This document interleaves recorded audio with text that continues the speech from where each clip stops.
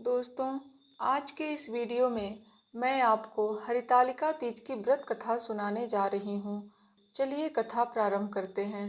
कैलाश पर्वत के शिखर पर माता पार्वती जी ने श्री महादेव जी से पूछा, हे महेश्वर, मुझसे आप वह गुप्त से गुप्त वार्ता कहिए जो सबके लिए, सब धर्मों से भी सरल तथा महान फल देने वाली हो।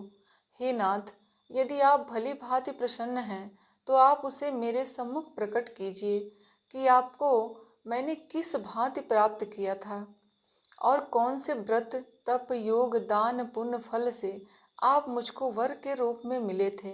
श्री महादेव जी बोले, हे देवी, सुनो, मैं तेरे समुद्र व्रत को कथा कहता हूँ।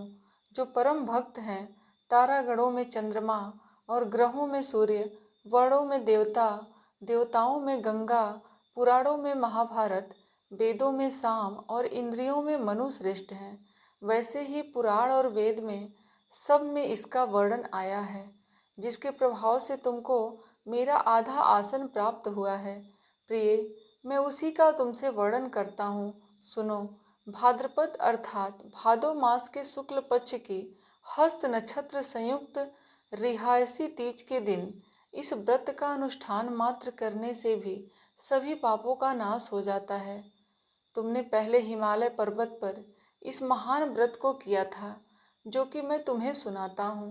पार्वती जी बोली, हे प्रभु, इस व्रत को मैंने किस लिए किया था, यह मुझे सुनने की इच्छा है, तो कृपया करके कहिए। शंकर जी बोले, आर्यव्रत में हिमालय नामक एक महान पर्वत है, जहाँ अनेक प्रकार की भूमि अनेक प्रकार के वस्त्रों से सुशोभित है, जो सदैव बर्फ से ढके हुए तथा गंगा की कलकल ध्वनि से समाप्त विमान रहता है। पार्वती जी, तुमने बाल्यकाल में उसी स्थान पर परम तप किया था।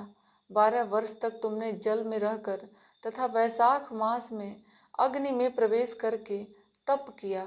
श्रावण के महीने में बाहर खुले में निवास कर अन्न त्याग कर तप करते रही। तुम्हारे उस कष्ट को देखकर तुम्हारे पिता को बड़ी चिंता हुई, पर चिंतित होकर सोचने लगे कि मैं इस कन्या की शादी किससे करूं। इस अवसर पर दैव योग से वहीं ब्रह्मा जी के पुत्र नारद जी भी आए। देवर्षि नारद ने तुम शैलपुत्री को देखा।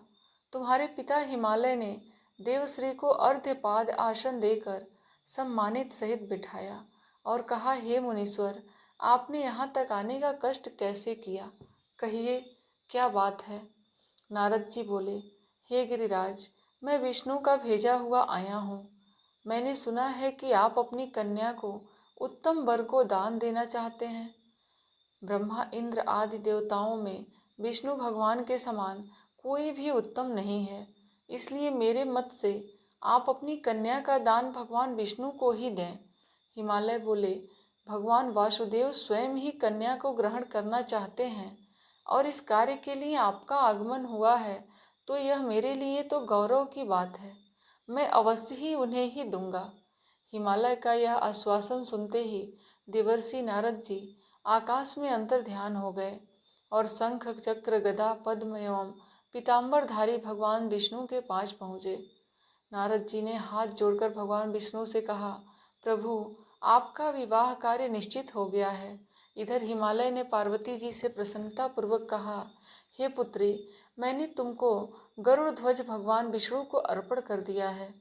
लेकिन पिता के इन वाक्यों को सुनते ही पार्वती जी अपनी सहेली के पास गईं और पृथ्वी पर गिरकर अत्यंत विकसित होकर विलाप करने लगीं।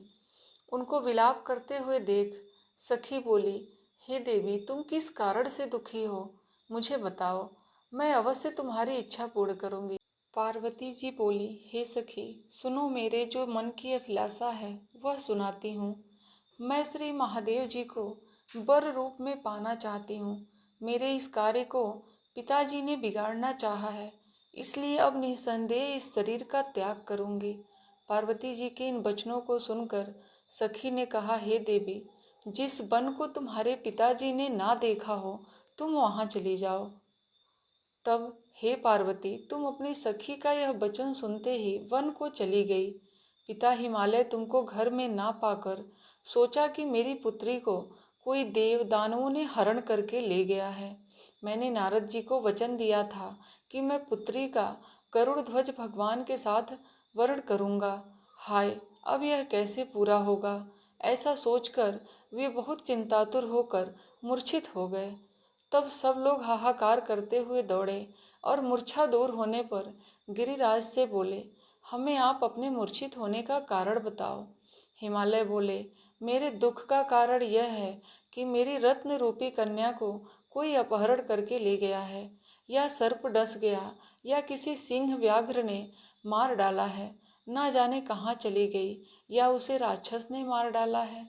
इस प्रकार कहकर गिरिराज दुखित होकर ऐसे कांपने लगे जैसे तीव्र हवाओं के चलने से कोई वृश्चिक आता है। तत्पश्चात हे पार्वती, तुम्हें गिरिराज साथियों सहित घने जंगल में ढूंढने के लिए निकले।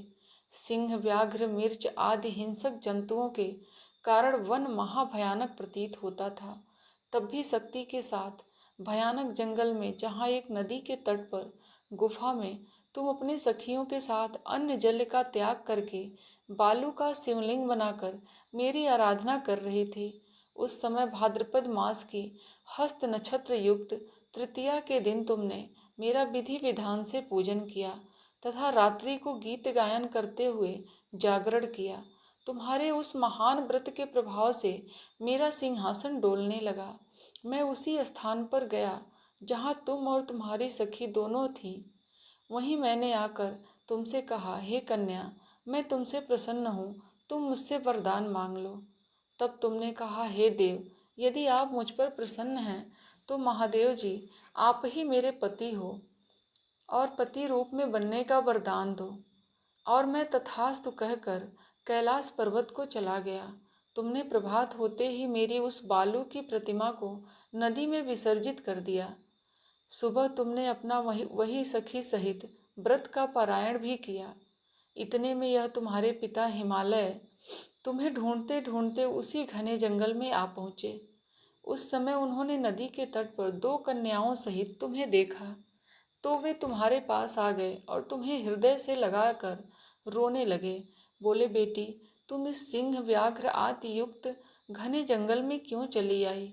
तुमने कहा, हे पिताजी, मैंने पहले ही अपना शरीर शंकर जी को समर्पित कर दिया था, किंतु आपने इसके विपरीत कार्य किया, इसलिए मैं वन को चली आई। ऐसा सुनकर हिमालय ने कहा कि मैं तुम्हारी इच्छा के विरुद्ध कोई कार्य नहीं करूँगा। और वे तुम्हें लेकर घर को आ गए और तुम्हारा विवाह मेरे साथ कर दिया। हे प्रिय, उसी व्रत के प्रभाव से तुमको मेरा अर्ध आसन प्राप्त हुआ है। इस व्रत को मैंने भी अभी तक किसी के सम्मुख वर्णन नहीं किया था। देवी, अब मैं तुम्हें बताता हूँ कि इस व्रत का नाम क्यों हरितालिका तीज पड़ा। तुमको तुम्हारी सखी हरण करके ले गई थी, इसलिए इस व्रत का नाम हरितालिका व्रत पड़ा। पार्वती जी बोली, हे स्वामी, आपने व्रतराज का नाम तो बता दिया, किंतु इसकी विधि एवं फल भी बताइए। इसके करने से किस फल की प्राप्ति होती है तथा इस व्रत को स्त्री जाति के अति उत्तम व्रत की विधि सुनाइए। तब भगवान शंकर जी बोले, हे देवी, स्त्री जाति के अति उत्तम व्रत की विधि सुनो।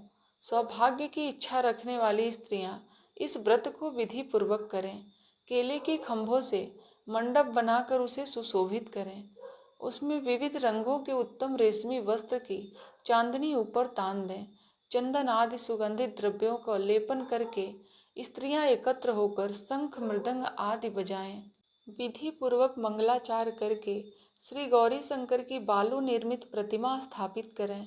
फिर भगवान शिव और पार्वती जी का पुष्प आदि से विधि पूर्वक पूजन करें। अनेक फलों का भोग लगा दें और रात्रिकाल जागरण करें।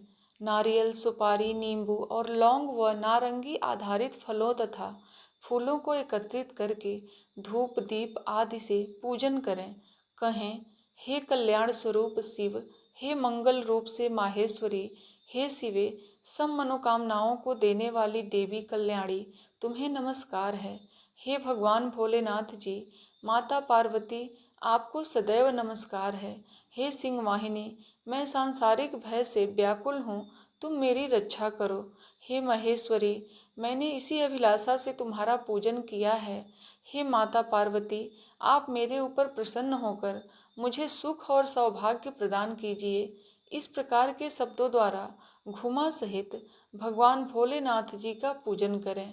विधि पूर्वक इस कथा को बैठकर सुनें। वस्त्र आभूषण आदि ब्राह्मणों को दान दें और इस प्रकार व्रत को करने से सभी पाप नष्ट हो जाते हैं और माता गौरी, भगवान भोलेनाथ सौभाग्य की लंबी आयु होने का वरदान देते हैं। दोस्तों, हरतालिका तीज व्रत कथा समाप्त होता है।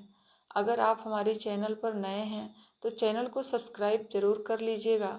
धन्यवाद।